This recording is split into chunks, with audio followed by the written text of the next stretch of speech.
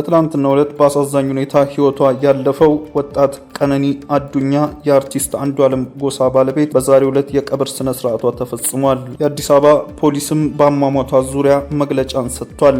የአዲስ አበባ ፖሊስ አርቲስት አንዱዓለም ጎሳን ከእጮኛው ሞት ጋር በተያያዘ በቁጥጥር ስር እንደዋለውም ነው የገለጸው። የአዲስ አበባ ፖሊስ ታዋቂው ድምፃዊ አንዱዓለም ጎሳን ከእጮኛው ቀነኒ አዱኛ ሞት ጋር በተያያዘ በቁጥጥር ስር አውሎት ምርመራ እያደረገበት መሆኑን አስታወቀም። ቀነኒ አዱኛ መጋቢት 1 ቀን 2017 ዓ.ም ሌሊት 10 ሰዓት አካባቢ ከእጮኛዋ ጋር ከሚኖሩበት ህንፃ 5ኛ ፎቅ በረንዳ ላይ ለጊዜው ምክንያቱ ባልታወቀ ሁኔታ መውደቋ ለህልፈት ምክንያት መሆኑን ፖሊስ አመላክቷል። በማህበራዊ ሚዲያ በርካታ ተከታዮች ያሏት ቀነኒ ሞቷን ተከትሎ በርካታ ሀዘናቸውን ከመግለጽ ባሻገር የሞቷ ምክንያት እንዲጣራም እየጠየቁ ይገኛሉ። ክስተቱን ተከትሎ የአዲስ አበባ ፖሊስ ምርመራ እያካሄደ መሆኑን ገልጾ ሟች ቀነኒ አዱኛ ከበረንዳ ላይ በወደቀችበት ወቅት በቤት ውስጥ የነበረው ባለቤቷ ድምፃዊ አንዱዓለም ጎሳን በቁጥጥር ስር በመዋል ምርመራ እያደረገ መሆኑን አስታውቋል። ፖሊስ የሟች አስክሬን ላይ ተጨማሪ ምርመራ እንዲደረግ ወደ ዳግማዊ ሚኒሊክ ሆስፒታል መወሰዱን የገለጸ ሲሆን የአርቲስት አንዱዓለም ማናጀር ሌሊሳ እንድሪስም ይህንን አረጋግጦ የቀብር ስነ ስርዓቷ ዛሬ ረቡዕ ይከናወን እንደሆነ የተናገሩ ሲሆን በዛሬው ዕለትም ቀብሯ ተከናውኗል። ቀነኒ ከሚኖሩበት ህንፃ መውደቋንና ንጋት 11 ሰዓት አካባቢ መሞቷን ሌሊሳ ተናግሮ አንዱዓለም እና ቤተሰቦቹ ወድቃ እንዳገኟትም አስታውቋል። ሌሊት ንጋት 11 ሰዓት ስልክ ተደውሎ ቀነኒ ጉዳት ደርሶባታል፣ ሆስፒታል እንደገባችም እንደተነገረውም ገልጾ እስካሁን ባለው መረጃ መሰረት ከ5ኛ ፎቅ ወድቃን የሞተችው ሁኔታውን ለማጣራት ምርመራ ተጀምሯል ብሏል። ማናጀሩ አክለውም መኖሪያ ቤቱ አዲስ አበባ አራብሳ ሰንሻይን ተብሎ በሚታወቀው አካባቢ መሆኑን ጠቅሶ ጥንዶቹ በስፍራው ከ1 ዓመት በላይ መኖራቸውን ተናግሯል። ከክስተቱ በኋላ አስክሬኗ በአቅራቢያው በሚገኙ ያኔት ወደ ተባለ ሆስፒታል መወሰዱን ተገልጿል። እስከ ምሽት ድረስ ከቆየ በኋላ ፖሊስ መጥቶ አስክሬኑን ለምርመራ ወደ ሚኒሊክ ሆስፒታል ወሰደው። ቀጥሎም ሱሉልታ ወደሚገኙ ቤተሰቦቿ ተወስዷል ብሏል። ሌሊሳ አርቲስት አንዱዓለም በአሁኑ ወቅት ለምርመራ ፖሊስ ጣቢያ እንደሚገኝ ማክሰኞ ዕለትም ለቢቢሲ አረጋግጦ ነበረ። አንዱዓለም ነው ወደ ሆስፒታል የወሰዳት። ፖሊስ ጣቢያ ለምርመራ እሱን ይዞት ሄደዋል። ከዚህ ውጪ ማህበራዊ ሚዲያ የሚሰራጩ ወሬዎችና አሉባልታዎች ናቸው። አንዱዓለም ወደ ፖሊስ ጣቢያ የወሰዱት ቃሉን ለመቀበል ነው ሲልም አብራርቷል። ማናጀሩ በማህበራዊ ሚዲያ የሚሰራጩ የተለያዩ መረጃዎችን የተሳሳቱ ናቸው በማለት ወቅሰው ጉዳዩ እስኪጣራ ድረስ ሰዎች በትዕግስት እንዲጠብቁም ጠይቋል።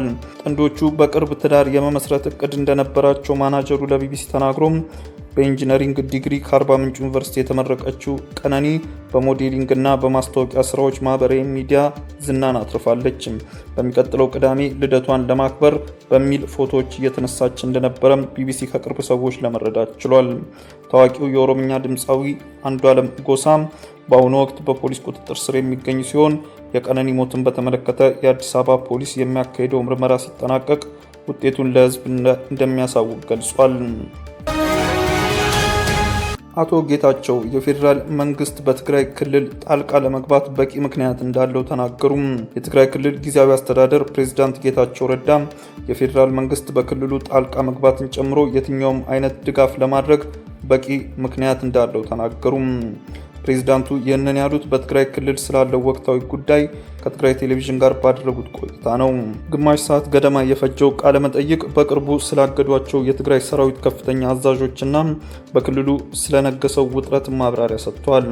አቶ ጌታቸው በእንግሊዝኛ በሰጡት በዚህ ቃለ ምልልስ የፕሪቶሪያው ስምምነት አካል የሆኑ የፌዴራል መንግስትና ዓለም አቀፍ ማህበረሰብ በትግራይ ያለው ሁኔታ እያሽቆለቆለ መምጣቱንና የፕሪቶሪያው ስምምነት መፍረስ የሚያስከትለው ትልቅ ችግር ከግምት ውስጥ ማስገባት አለባቸው ብለዋል።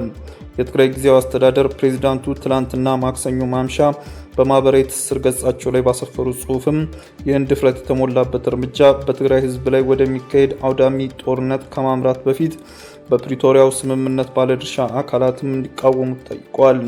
በዚህ ሳምንት መጀመሪያ ሰኞ መጋቢት 1 ቀን ሜጀር ጀነራል ዮሐንስ ወልደ ጊዮርጊስ፣ ሜጀር ጀነራል ማሾ በየነ፣ ብርጋዴር ጀነራል ምግበይ ኃይለ እንዲሁም ማክሰኞ ዕለት ጀነራል ፍስሐ ኪዳኑ ላይ የጊዜያዊ እግድ እንደተጣለባቸው ይታወቃል። አቶ ጌታቸው ረዳ ፊርማ ያረፈበት የእግድ ደብዳቤ ከፍተኛ የሰራዊቱ አመራሮች የታገዱት ከመንግስት ውሳኔ ውጪ መላ ህዝባችንና ወጣቱን ወደ ግርግር፣ የጸጥታ ኃይላችንን ወደ እርስ በርስ ግጭት ብሎም ህዝባችንን ወደማይወጣበት አዘቅት የሚያስገባ አደገኛ እንቅስቃሴ አልቆመም በሚል ነው። አቶ ጌታቸው ከሰራዊቱ አመራሮች መታገድ ማግስትም በሰጡት ቃለ መጠይቅ ውሳኔ ያሉትን ተግባራዊ ለማድረግ ሁሉንም እርምጃዎች መውሰድ በመጀመራቸው እንደታገዱ ገልጸዋል። የመንግስት መስሪያ ቤቶችን ሰብረው እየገቡ ነው፣ ጊዜያዊ አስተዳደር ኃላፊዎችን እያነሱ ነው። ይህ ደግሞ በህዝብ ላይ ብቻ ሳይሆን በይበልጥም በራሱ ሰራዊት ውስጥም ውዥንብርን ፈጥሯል ብለዋል። ጥያቄው ፕሬዝዳንቱ ወይም የካቢኔው አባላት ከስልጣን በማንሳትና አለማንሳት አይደለም፣ ከሁሉም በላይ በፕሪቶሪያ ስምምነት የተገኘውን ትንሽ ሰላም የማስጠበቅ ነው ሲሉ አክለዋል። የውጭ ኃይሎች በዚህ ውስጥ ተሳታፊ ናቸው ብለን የምናምንበት ምክንያት አለን ያሉት አቶ ጌታቸው አሁንም ይህንን ውሳኔ ይቆማል ብለን ተስፋ እናደርጋለን ሲሉም ገልጸዋል። ውድ ተመልካቾቻችን በዕለታዊው የዛሬ ውሎ ፕሮግራማችን ይዘንላችሁ የቀረብናቸው ዋና ዋና መረጃዎች እነዚህ ነበሩ። ከፕሮግራሙ ጋር አብሬያችሁ ቆይታ ያደረኩት እኔ አብዲስ አደፋር ነበርኩ። ከሌሎች የኬሎ ሚዲያ ፕሮግራሞች ጋር መልካም ቆይታ።